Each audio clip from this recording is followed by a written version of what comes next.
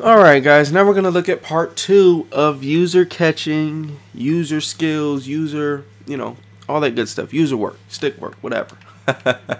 Last time we talked about this drill here, in which you go against the streak and you use the corner the entire time. This is kind of going to be a part 2 to that. So what we're going to do this time, first I'm going to cover this because I'm not sure if I covered it thoroughly enough in the last video. But if you have a more athletic wide receiver versus the corner, what you need to do is slow him down. And the reason we do that is so we don't get burned. And the way we do that is we get directly in front of that wide receiver and we just slow down and we make sure we get to the spot of the ball at the right time. Because if we get there too early, again, it's going to be a jump ball like that. If we get there too late, he's probably going to have a catch and we'll be burned. So, it's all about that timing and really get that positioning between him and the ball and just slow him down. Right here, we see the ball is going to get there slow, so we almost come to a stop and just use the ball hawk to really slow ourselves down. But again, it's about slowing him down gradually the entire way there. There's just no room for us to slow him down there. The ball is just too far underthrown. So on those, you may be able to strafe and make a play. Otherwise, just make sure you don't get beat deep, as we are going to get beat here. So that's why you got to get directly in front of them, because if you don't, they get that inside step and you're sitting there trying to slow them down and you miss. Like here, we're going to try to slow them down, but we didn't get in front of them. It's going to lead to a catch. And in this scenario, we're going to do it right. We're going to go ahead and get in front of them and cut him off and slow him down. Get right directly in his path, and there you go. That's going to slow him down. So that's the first thing to add to part 1. And then part 2 of this drill, most of the time you're not going to use the corner for the entire play. But again, if it's man defense, he's going to get burned. So even if you use her, unless they throw it early enough, it's still going to be a problem. As you can see here, it's just, even if we were to click on a user, we may have been able to click on a user that occasion. But for the most part, at some point it's too late, at some point. If this thing would hurry up. But again, as we broke down in the last video, that corner gets that dumb animation. And even if we click on here, it's just a little too late. We're close to making a play, but since Marshall is so much more athletic than Winfield, we're going to get burnt, and it will probably be even worse if they streak Hester. So what we're going to do for this practice drill is put Winfield in the deep blue, go ahead and use somebody else, and then we're going to do the exact same thing we did the last drill, but this time we're going to go ahead and click on, because that's typically how it's going to be when you try to make a play. Come on, running back, Forte. I need you to pick that up. Need you to pick that up, boss. So we go ahead, bam, click on, make a play, run it the exact same as last time. So as you've seen in that animation, the ball is so far underthrown that it's going to become a jump ball. And you really don't want a jump ball between Winfield and Marshall, because most of the time Marshall's going to win that battle. So we really need to cut him off and slow him down a ton when it's underthrown like that. So I'm glad that happened. We're gonna really slow down. See what I'm saying? We're almost stopping once we get to the circle. Once we get to that circle, if we're getting there too early, we're gonna stop because of that underthrow. Again, we didn't switch him to a deep blue, so as you can see, we're gonna get beat deep. But if it's underthrown that much, where you really, even if you don't turbo at all, look at that, you're still almost overrunning the ball. Those are the scenarios where you're gonna almost stop moving at certain points.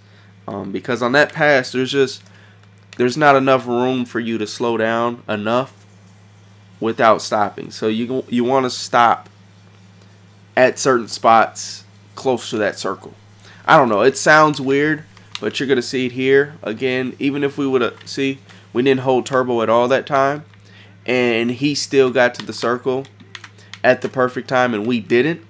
So that goes back to you want to get to the circle as soon as the ball is getting there, not before, because if you get there before, he'll be underneath you and be able to make a play.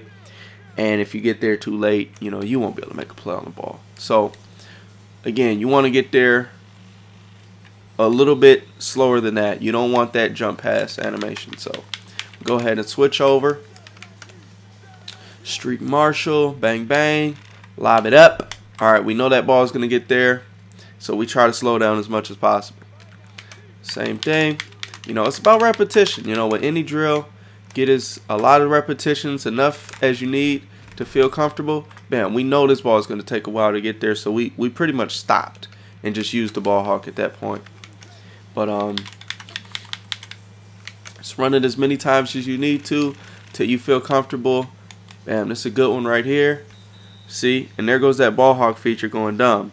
So that's the other reason you don't want to overuse that ball hawk feature, because if you do, you know, a lot of times you'll get dumb animations like that. The guy just went absolutely silly for no reason. This is a good ball. Bam.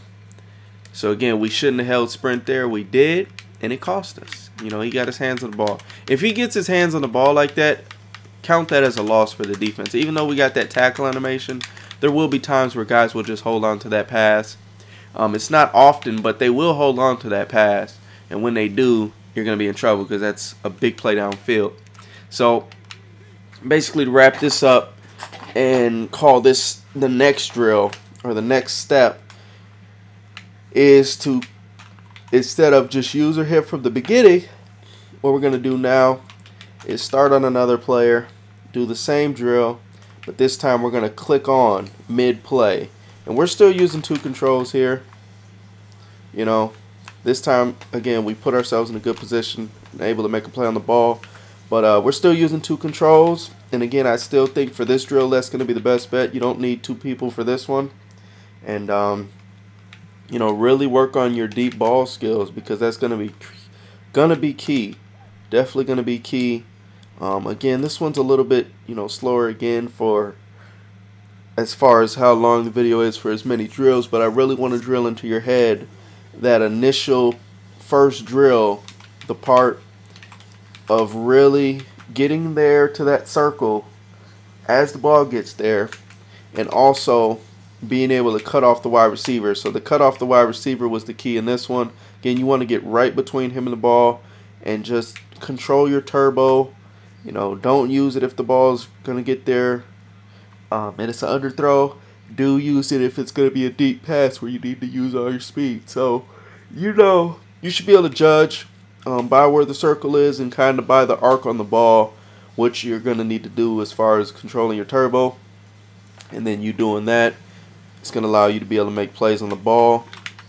And that's going to be it, man. That's going to basically give you all the skills you need to be able to make these plays on the outside against those wide receivers one-on-one. And you want to be able to take your user skills versus a computer offensive player and win that battle just about every single time.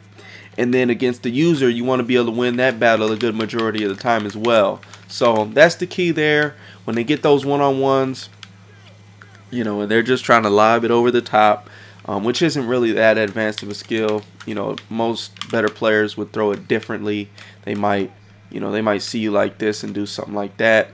But for the most part, just to stop those deep lob streaks, this would be good. You know, just getting your users right. And this will slowly develop your user skills, and we'll start rounding this off. We'll start working on how to stop other routes and stuff. But for now, I hope you guys enjoyed this video. If you do enjoy this series, be sure to leave a thumbs up and subscribe for more Madden content, tips, and all of that good stuff right there. And yeah, man, go ahead, get in the lab, work on these 2 drills. You know, the click off, and also just using that corner the entire time. Work on cutting them off. Work on getting to that circle right as the ball gets there. Because, again, if you don't make the right play, you will get beat deep, as you've seen there. So you got to really work on when you get to that circle, because you don't want to get there. You can even swerve back, try to make a jump play on the ball. But, again, you don't really want a jump ball situation with Winfield versus Marshall or whoever the case may be. You know, this is using the ball hawk the entire time. So that's the thing with the ball hawk too. It gives your opponent the chance to make a play on the ball. And I'm rambling on because that's what's going to happen on these live comms. Typically going to ramble on because I just see more and more stuff. But I'm going to go ahead and cut it off here. Again, really work on that timing. Make sure you cut that wide receiver off. Don't allow him to make a play on the ball. And once you do that, man, that's going to really help your user skills downfield as far as straight downfield. And then we're going to work on, making those angled plays downfield with the safeties and the next tip. Thanks for watching. Until the next time,